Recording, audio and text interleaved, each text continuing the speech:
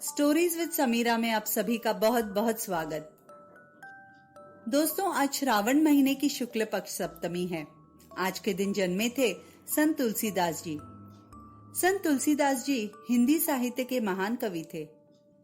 वे संस्कृत और अवधी भाषाओं में की गई कविताओं और दोहों के लिए जाने जाते हैं।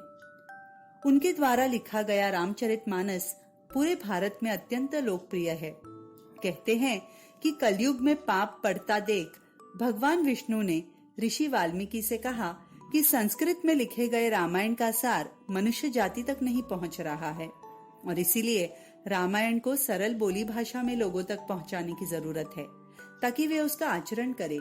और भगवान विष्णु ने ऋषि वाल्मीकि को संत तुलसीदास जी के रूप में धरती पर भेजा।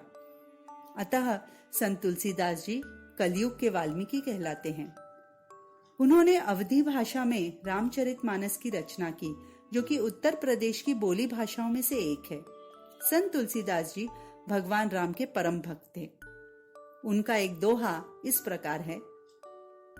तुलसी भरोसे राम के निर्भय हो के सोए, तुलसी भरोसे राम के निर्भय हो के सोए, अनहोनी होनी नहीं, होनी हो सो होए। अर्थ है, तुलसीदास जी भगवान राम पर विश्वास करते हैं, भरोसा करते हैं और इसीलिए निडर होकर सोते हैं। वे यह मानते हैं कि उनके साथ कुछ बुरा हो ही नहीं सकता और होना ही हो तो उसे टाला नहीं जा सकता, तो व्यर्थ ही चिंता क्यों करे। और यही संदेश वे मानव जाति को भी देते हैं। तो चलिए इसी दोहे को सिद्ध करती उनके जीवन से जुड़ी एक छोटी कहानी सुनते हैं। ये उस समय की बात है जब संत तुलसीदास जी वाराणसी में बसर करते थे। वहां के प्रसिद्ध और धनी लोग उनके शिष्य बने।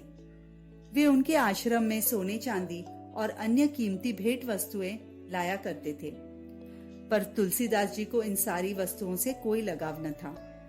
हजारों ब्राह्मण उनके आश्रम में आते और भोजन करते। उनकी कीर्ति दूर सुदूर फैली। उनके आश्रम के दरवाजे सभी के लिए हमेशा खुले रहते थे। ये बात दो चोरों को पता चली और वे आश्रम चोरी करने पहुंचे।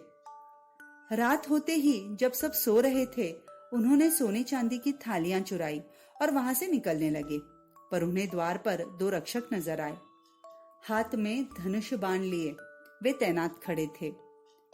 चोर फिर दूसरे दरवाजे पर पहुंचे, पर वहां भी उन्हें रक्षक नजर आए। तब उन्होंने सोचा कि क्यों न यहीं रुके और सुबह होने का इंतजार करें। शायद वे रक्षक सुबह चले जाएं। भोर हुई, पर रक्षक अब भी वहीं खड़े थे। अब दोनों चोर घबरा गए। जब तुलसीदास जी उठकर बाहर आए तो दोनों चोर उनके चरणों में गिर पड़े, गिड़गिड़ाने लगे, माफी मांगने लगे। उन्होंने तुलसीदास जी को बताया कि वे चोरी करने आए थे और अब चोरी करके भागने की कोशिश कर रहे हैं, पर द्वार पर रक्षक खड़े हैं और इसीलिए वे भाग नहीं पा रहे हैं। ये सुनकर तुलसीदास जी को अचरज हुआ। उन्हें लगा शायद कोई शिष्य द्वार पर खड़ा है और रक्षा कर रहा है। वे द्वार के निकट गए, पर वहां तो कोई न था। ये देखकर सब हैरान रह गए।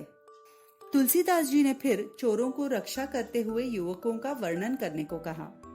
चोरों ने बताया कि वे तेजस्वी और देदीप्यमान थे, मुकुट, आभूषण और पीले रंग के वस्त्र पहने हुए थे। ये सुनकर तुलसीदास जी की आंखों से खुशी के आंसू निकल आए। वे समझ गए कि उनके आश्रम की रक्षा स्वयं उनके भगवान राम कर रहे हैं। उन्होंने अपने हाथ जोड़े और अपने राम को वंदन किया। वे दोनों चोर भी परिवर्तित हुए और संत तुलसीदास जी के शिष्य बने। तो चलिए दोस्तों, तुलसीदास जी के जन्मदिन पर भारत के इस महान संत को वंदन करते हैं और यही प्रार्थना करते हैं कि हम सब अपने जीवन में अपने ईश्वर पर संपूर्ण विश्वास रखें, संपूर्ण भरोसा रखें। अगर ये वीडियो और कहानी पसंद आई हो तो जरूर शेयर, लाइक और सब्सक्राइब कीजिएगा। धन्यवाद।